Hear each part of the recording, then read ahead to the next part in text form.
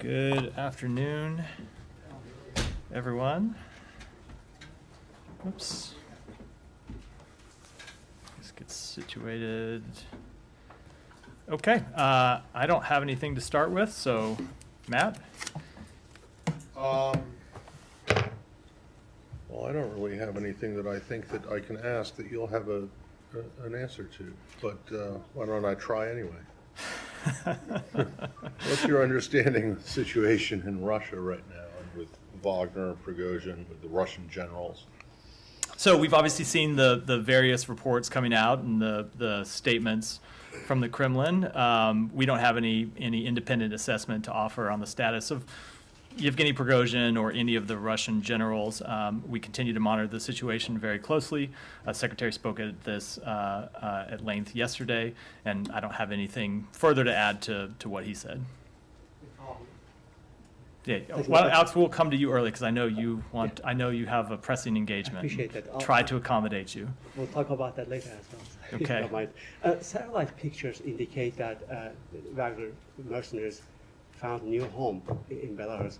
Is there any investigation on your end, or anything you can share about your finding? I don't have any assessment to offer about the location of either Yevgeny Prigozhin or other Wagner officials in Belarus. I will say, as we said previously, that the decision to welcome Wagner into Belarus would be another sign that the Lukashenko regime is siding with the needs and the interests of Vladimir Putin over the needs of his own people.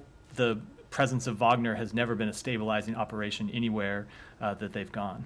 Thank you. Do you have any reaction to media reports that Wagner mercenaries will no longer fight in Ukraine because Prigozhin rejected a deal contract with Russian defense minister? I don't have any comment on the veracity of those reports. I would say we've seen Wagner troops commit atrocities in Ukraine. We've seen them attacking civilians and civilian infrastructure. So were that to be true, we would obviously welcome it. But I think, as always with statements that come out of Russia, that come out of Wagner, you have to take them with more than just a grain of salt. We've seen repeated instances of them saying one thing and doing the other. So I think I'll wait to see, before we make any assessment of whether that's accurate or not, I'll wait to see the facts on the ground, how they develop. Let me finish that, Alex, 'cause I know. I'm going to borrow a very familiar tactic from Matt Lee by asking, I'm not hopeful to hear anything new about negotiation process, but unless you want to surprise us, impress us.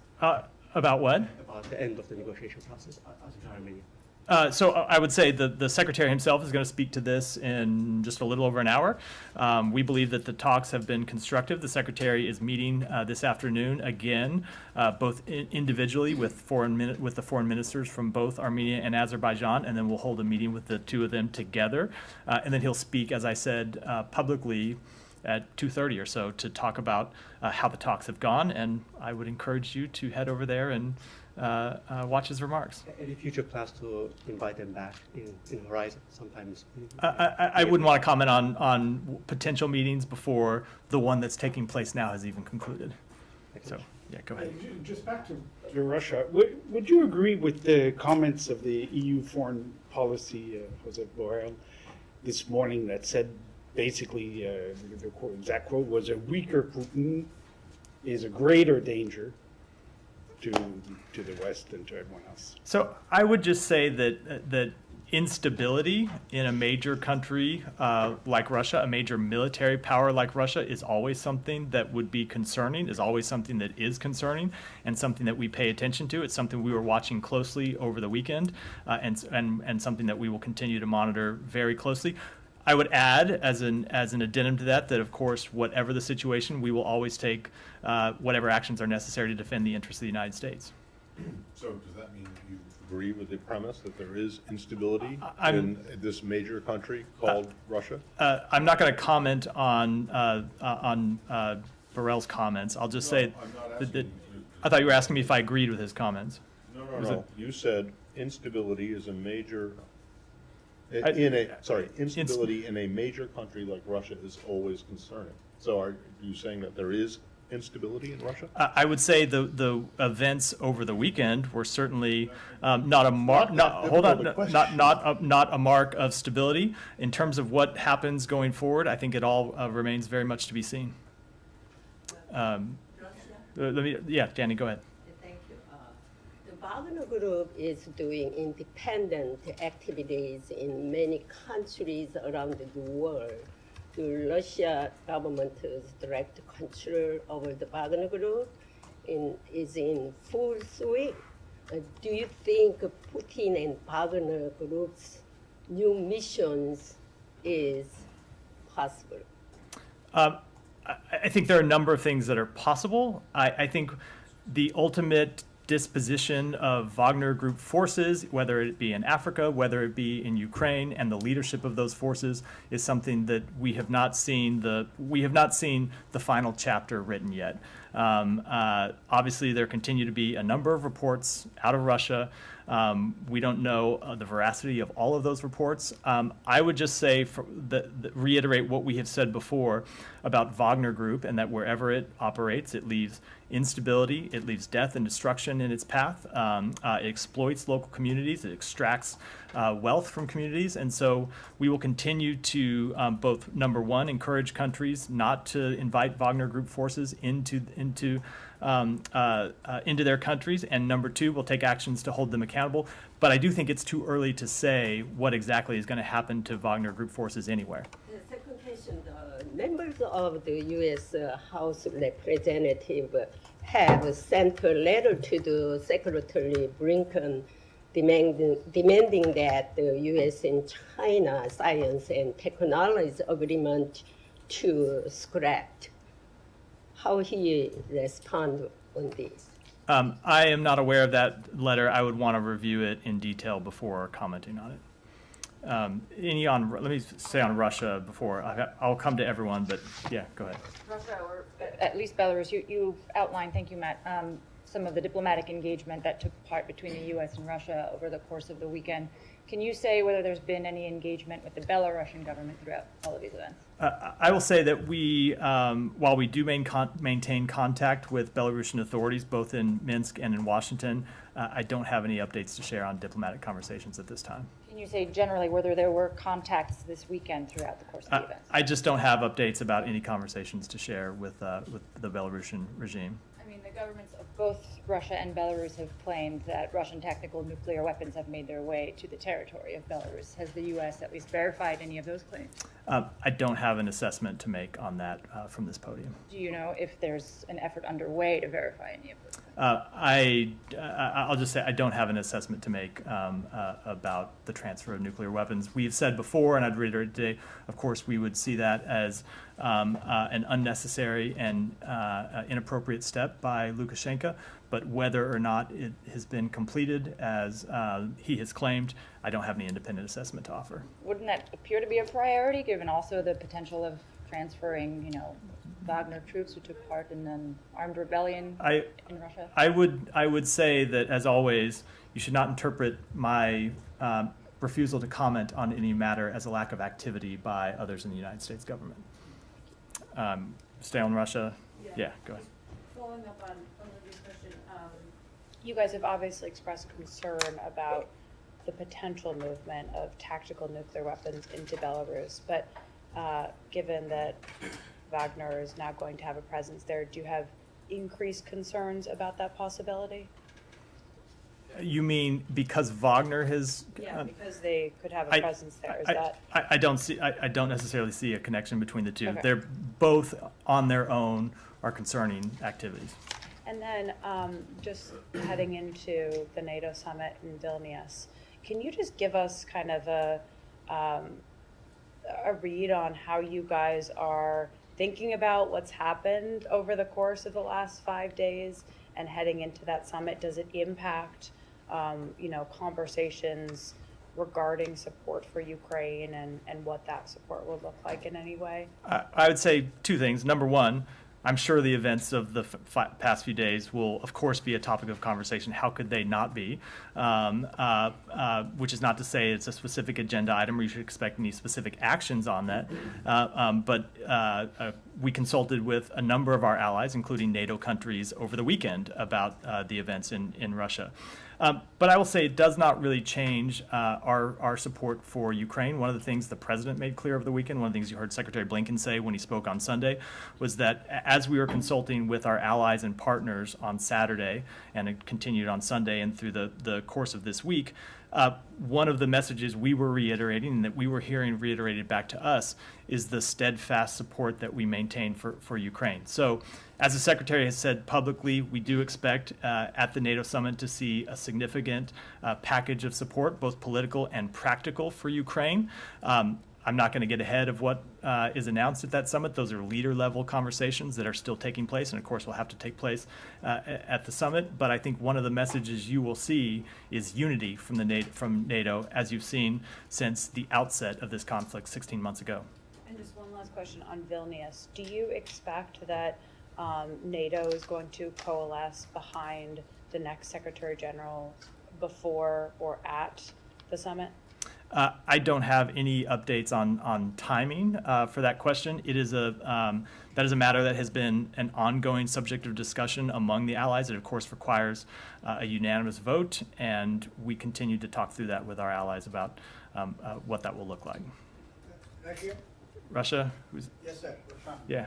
Go ahead, Goyal. Thank you, sir. Are you issuing any new travel warning to Russia, whatever happened over the weekend and what's going on in the country, really? Any warning to who? To any travel warning to Russia? No, I mean, I would say that we have made clear that with respect to American citizens not to travel to Russia, and we've made clear with respect to any American citizens who are in Russia that they should leave immediately.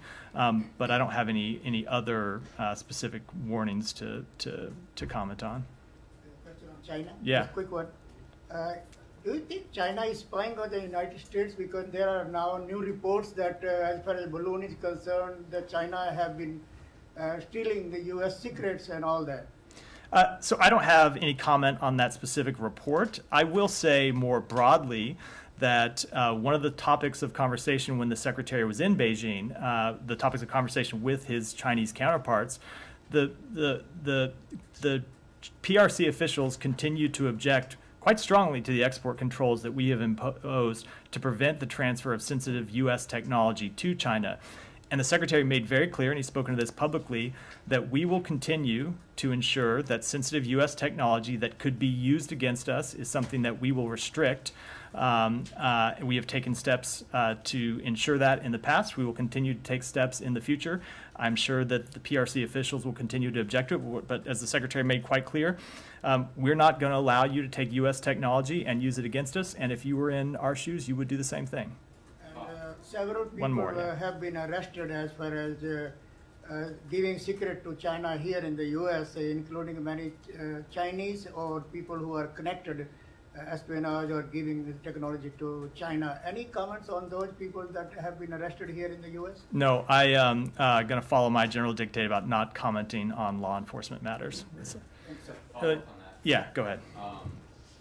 There's reporting that defense and the intel community's preliminary findings on this balloon that was shot down had American equipment, collected photos and videos, but didn't transmit. I know you can't comment on intelligence, certainly not from the podium, but Chinese officials are not from anywhere. Right.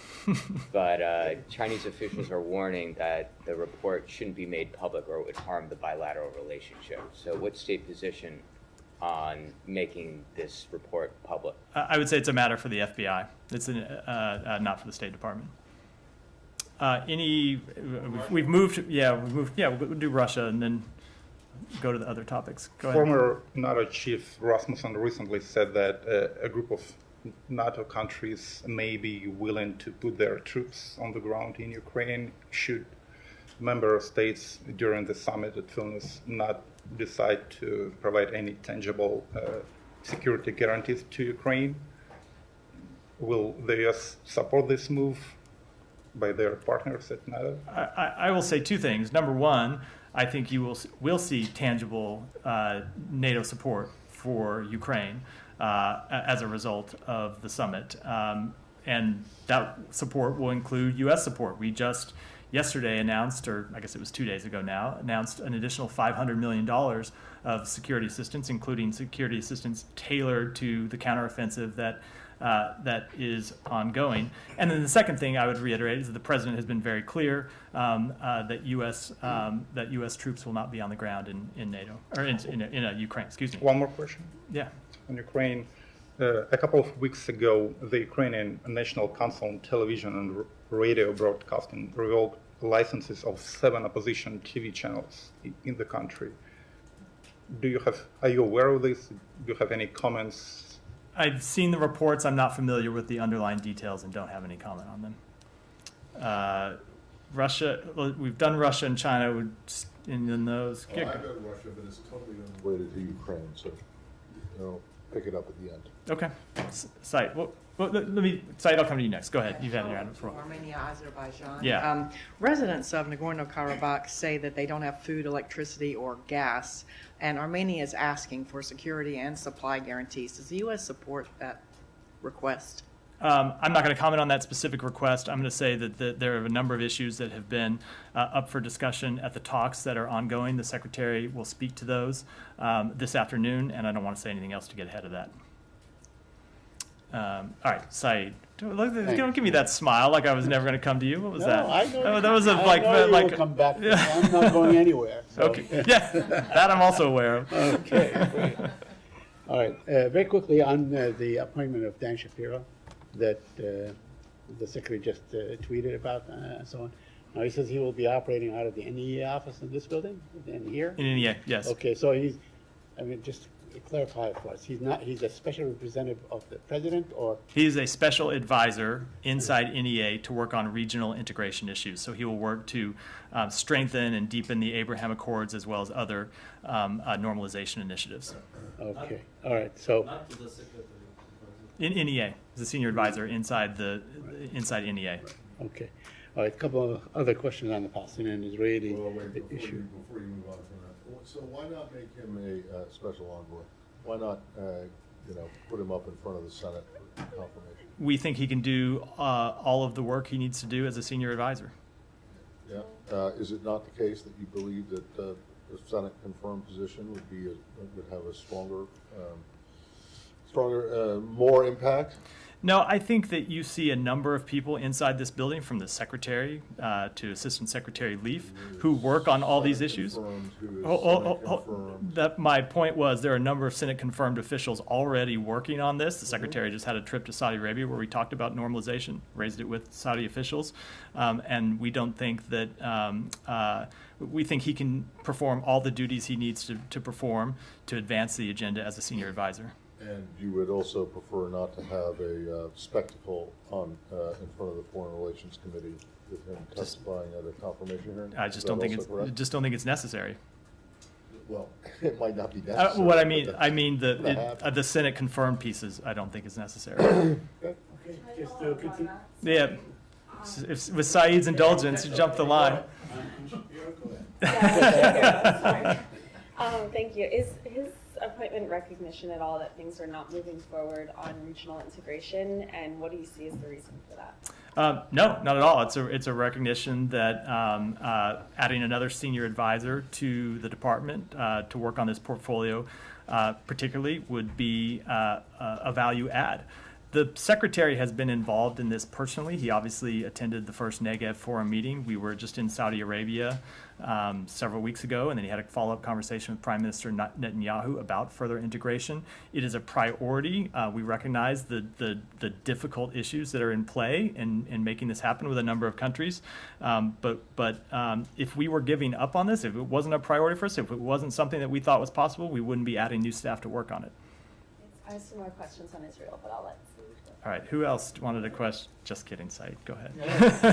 No problem. It's okay.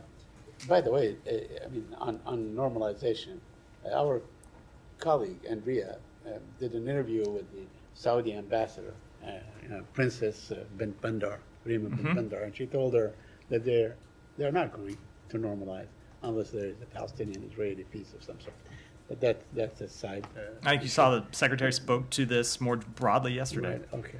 All right, now I wanted to ask you about the meeting that took place between Palestinians and Israelis to calm the situation down. And my question was there any American involved in these meetings? Was General Tenzil, for instance, So the security coordinator involved in these? So these were calls directly between Israelis and Palestinians. We believe direct contacts between the parties such as this are helpful to de-escalate tensions and strengthen communication. As you know, we have private conversations with both the Palestinian Authority and with the Israeli government, but I don't have any specific conversations to read out. A couple more on a Palestinian family that is, getting ready to be evicted from East Jerusalem, Sub-11 family. I wonder if you're aware of this issue and if you have any comment on that, because remember when this happened in Sheikh Jarrah a couple of years ago, all hell broke loose. So.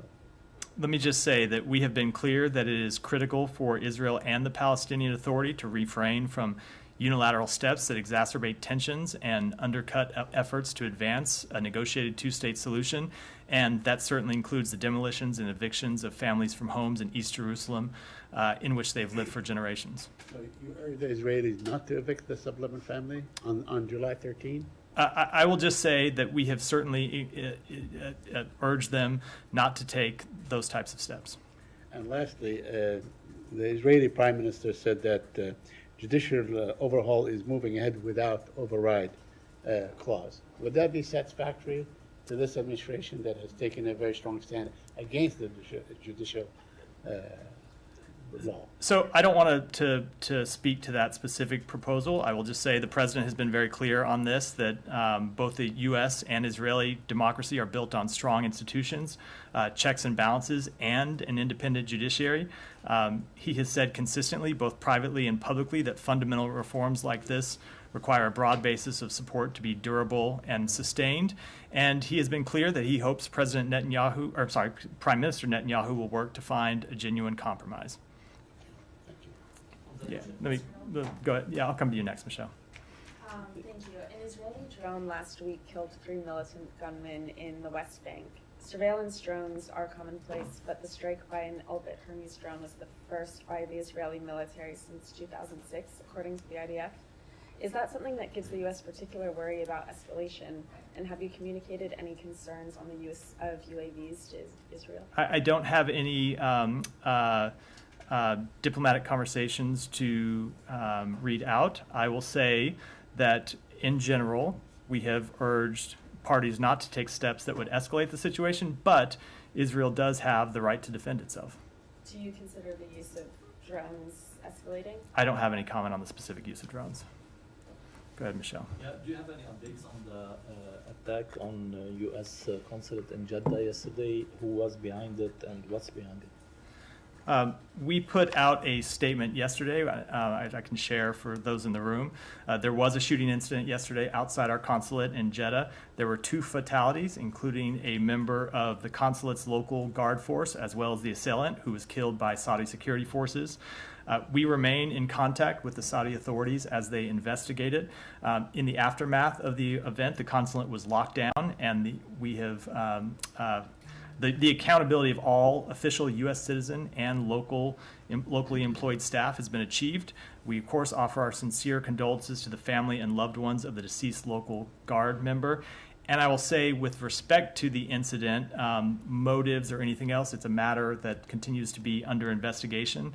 The Diplomatic Security Service is coordinating with Saudi law enforcement, and I don't have any updates to offer. And did you know who was the attacker? It is an ongoing investigation, and so I'm not going to provide updates from the podium about that. And will the consulate open by next week after the... I would say I don't have any updates about the status of the consulate. I don't want to speak about an ongoing security matter. But when we have updates about that, we'll of course get them to you. I have missed you. I'll come to you. I've missed you a couple times, so go ahead. Niria from Israel. We heard Prime Minister Netanyahu's remarks today about the judicial overhaul. Is going through with it with a few changes, but without a broad consensus. Like you said, President Biden did say that this is the one part that he really cares about. How do you comment on that? There is no broad agreement about it. I don't have any comment. I'm not going to comment on the specific proposal other than the comments I made just a moment ago, which is to reiterate what the president has said. Okay, and Secretary Blinken said yesterday that with everything that's going on in the backyard of Israel, it will be hard and maybe impossible to achieve normalization with Saudi Arabia. Did you get any messages from the Saudis, from Saudi Arabia about this issue? Well, the secretary traveled to Saudi Arabia several weeks ago and met with the crown prince and the foreign minister. And one of the issues we discussed was normalization and what it would take to potentially achieve normalization, which we continue to recognize is not something that's easy to achieve, but we think is important enough to work on. So I won't speak to those comments other than to say we generally won't in our meetings we'll talk about what we said sometimes, but we won't generally talk about what the other side. But the foreign minister himself in Riyadh in a press conference standing next to Secretary Blinken made clear that he believed some progress on a two-state solution, some progress on the rights of Palestinians would be an important step for them. And so as the secretary said yesterday, he has made that clear to Israeli officials. He talked with the foreign minister of Israel just in the last couple of days and made clear that steps that take the two parties away from a durable two-state solution, that take the two parties away from peace, will of course have an impact on our shared goal of achieving further normalization. Thank you. Can I come to you in a minute just because I've tried to get to someone who hasn't. Yeah, over the incident of burning Quran in Sweden. The angry protesters from Iraq, they stormed the Swedish embassy in Baghdad. What's your comment on this incident, and also have you took any security measurements in your embassy in Baghdad, because they are preparing to do a large demonstration tomorrow and the day after tomorrow? So I will say that the Swedish embassy is located outside the international zone where the U.S. embassy is located. And so as a matter of policy, we don't comment on internal security measures at department facilities, but I can say that post operations have not been impacted. And the United States urges calm and calls on the government of Iraq to protect all diplomatic families. And to the Quran burning incident, do you see it as a freedom of expression, or are you condemning this incident? Because there's a lot of reactions from Turkey, from Iraq, and from several Middle East countries. I will say that we do condemn it. We're deeply concerned by the act. The United States, of course, supports freedom of expression and the right to peaceful assembly as elements of democracy. We also support the right to freedom of religion or belief for everyone. We believe the demonstration created an environment of fear that will impact the ability of Muslims and members of other religious minority groups from freely exercising their right to freedom of religion or belief in Sweden. We also believe that issuing the permit for this demonstration supports freedom of expression and is not an endorsement of the demonstration's actions. More work to foster an inclusive environment for members of religious minority groups is needed, but I would note that the Swedish Justice Minister said Sweden has strong protection for freedom of expression and the police handles permit issues. At the same time, the fact that it is allowed does not in any way mean that we have to support what is said. And do you think this, because Turkey showed their reaction to this, do you think this will affect the negotiation between Turkey and Sweden over the NATO membership? I won't speak to whether it will impact it or not. I will just reiterate that we have been very clear, both publicly and in conversations directly with Turkish officials. Secretary Blinken met with the Turkish foreign minister just last week in London, and we talked about this, that Sweden has taken a number of significant and important steps to respond to concerns that Turkey has raised. We believe those steps should be sufficient to address those concerns, and that it is time to move to full accession to NATO for Sweden. Sorry, can I just clarify? Yeah. What exactly are you condemning here? The burning of a Quran. Okay, you're condemning the burning of the Quran, and yet you're not, but yet they had every right to do it. Yeah, we can both believe that people have a right to commit these acts and believe that they are deplorable at the same time. Okay, and so you have no issue with the Swedish authorities, Swedish police granting a permit for a demonstration that was specifically going to do something that you find objectionable, but you still find the actual actions condemnable. Yes, as can be true in the United States, where there can be, yeah, I just wanted to make sure I yes. understood what you said, Yes. what you were condemning. Exactly right. Go. Let me go to you first, and then we'll come. All right, thanks, Matt. The EU is reportedly considering maintaining the ballistic missiles sanctions on Iran once it expires in October. The UN sanctions, Resolution 2231. Is that a matter of concern? Would it possibly torpedo the reported talks between Tehran and Washington? I will say we have made no changes to our sanctions with respect to Iran, but Iran's development and proliferation of ballistic missiles poses a serious threat to regional and international security and remains a significant non-proliferation challenge. We will continue to work with our partners and allies, including the E3 and the EU, to counter the threat posed by Iran's ballistic missile capacity, irrespective of the UN sanctions. We will continue to use all our tools, including sanctions, export controls, and other tools, to counter the further advancement of Iran's ballistic program and its ability to proliferate missiles and related technology to others. And I will add that we will continue to raise our concerns, including at the UN and in other public forums, about Iran's ballistic missile activities and the need for concerted action to counter them.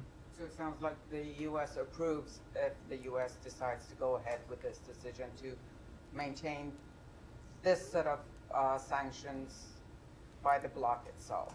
I will say that we will continue to work closely with our allies and partners in Europe on countering Iran's ballistic missile program, but we have made no changes, certainly, to our sanctions. Now, Kylie, come to you. Iran. I'm just wondering, there has been a flurry of diplomatic activity with the Iranians and Western nations in the last few weeks. And so I wonder if you guys have any status update on efforts to put controls on Iran's nuclear weapons program, and who from the U.S. is the lead on those efforts right now? I do not have any update on those efforts, and will only say that it continues to be a matter that is worked on by a number of officials, both here at the State Department and at the White House. And so Rob Malley is still the special envoy for Iran, even though Brett McGurk has taken a bunch of meetings on this recently? I don't have any comment on his status, but Brett McGurk this has been always in his portfolio. Sorry, but you don't have any comment on his status? What do you mean? I don't have any comment on his status. He is the special envoy. Yes, Oh, okay. Yes. Sorry, he is. Sorry, he is. Say Yes. something like that, it makes it sound as if that's So like he's saying, still the special- yes, Yeah. this Russian general. He is the comment." special. So he's still the special envoy He is the for special. Iran, He is. even though others are involved in the portfolio? Correct. Okay. So why Thanks. not bring him here to brief us on these things? It's my job to brief you every day. I'm saying, on the issue that he's responsible. I will note your request. All right. Go ahead. On Yemen, do you have any update on the former employees of the U.S. Embassy in Yemen who had been detained by the Houthis? Have any or all of them been released? I don't have any update. I've seen the reports. We're aware of them, that some of the detained U.S. employees have been allowed to return home to their families. If those reports are accurate, it would be a positive step that we welcome, and we would hope that they would remain safe and unharmed with their families. We're committed to securing the release of the remaining detained U.S. and UN staff, and welcome the support from the UN Security Council and other international partners, but unfortunately, I don't have any confirmation of those reports. Yeah. Mossad today revealed details of an operation that foiled a terrorist cell in Cyprus linked to Islamic Republic of Iran that intended to attack businessmen, Israeli businessmen in Cyprus. The information clearly links IRGC to a terrorist group. Any comment on that, on the terror action of Iran on EU soil? And also, do you have any recommendation for your EU allies that label IRGC as a terrorist group, as you did before? So I would just say, obviously, we have noted on a number of occasions Iran's destabilizing actions in the region and around the world. We continue to condemn those. We continue to counter them, but I don't have any comment with respect to this specific report that you're referring to. Okay, and when you were answering, Kylie, do you confirm that Rob Malley is the special envoy for Iran? He is. Yeah, I've got one more. Yeah, go ahead. We'll do this one, then come to Matt, and then we'll Thanks, wrap Matt. up. I have 2 questions on UN report on child soldiers, if I may. Okay. The United Nations published its report on children and armed conflict, which is a 48-page report. And the report says in the year 2022, thousands of children have been recruited by terrorist organizations. First of all, what is the State Department's comment on this report, which unveils verified information about recruitment of child soldiers, which is defined as a war crime by ICC? Well, obviously, we would condemn the recruitment or deployment of child soldiers in any context. My second question is, the UN report also say that the SDF YPG recruited 1,696 children in armed conflict. YPG and PKK also killed and abducted children, according to this report. You know, the PKK is a terrorist organization, not only in the eyes of Turkey, but also in the eyes of United States, NATO, UK, and many other countries. So my question is, given the SDF is the US partners in Syria, are you planning to hold the leadership of SDF accountable for committing war crimes? And are you planning to sanction the SDF or maybe stop partnership with them? I will not preview any potential actions on behalf of the United States, but will reiterate my earlier comment that, of course, we would find the recruitment and deployment of child soldiers in any context to be something that we would abhor. I just wanted to ask you if you had any comment on the spectacle in Paris today with the UNESCO meeting. I do not. You weren't watching with. I was not watching. I was following updates, the but Russians, the Palestinians, and the North Koreans objected for 3.5 hours on procedural grounds to even adopting the agenda. It sounds riveting, but I confess I was not. I would like to know, though, because you guys do want to rejoin UNESCO, and the vote will apparently now be tomorrow after this display that happened today.